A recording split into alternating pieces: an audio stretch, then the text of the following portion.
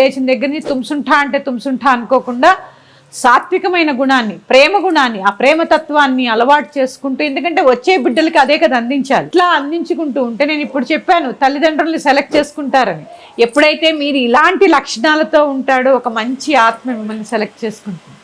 అంటే పుట్టబోయే బిడ్డ తన కర్మ చాలా బాగుండాలి, వాళ్ళ లైఫ్ చాలా బాగుంటుంది, నా లైఫ్, ఎందుకంటే వాళ్ళ లైఫ్ వాళ్ళు నిర్ణయించుకుంటారు, అప్పుడు మిమ్మల్ని వాళ్ళు సెలెక్ట్ చేసుకుంటారు. ఎందుకంటే ముందు నుంచి కూడా దైవ ప్రార్థన, సాత్వికమైన, ఎప్పుడైతే సంతానాన్ని కావాలనుకుంటున్నారో యోగా, ధ్యానం, ప్రతిరోజు నిత్య పూజ, సాత్వికమైన భోజనము, అలాగే ఋతుధర్మం పాటించినప్పుడు చక్కగా కూర్చోవడం, ఆ 3 రోజులు చక్కగా ఒక వ్యవస్థ ఏర్పాటు చేసుకుని కూర్చోవడము, ఎందుకంటే వాత సంబంధమైన వ్యాధులేవి రాకుండా, ఇట్లాంటి ఒక వ్యవస్థని మనము కనుక అలవాటు చేసుకుంటే పుట్టబోయే సంతానము ఆరోగ్యంగా యోగ్యమైన సంతానం కలగడానికి అవకాశం ఉంటుంది.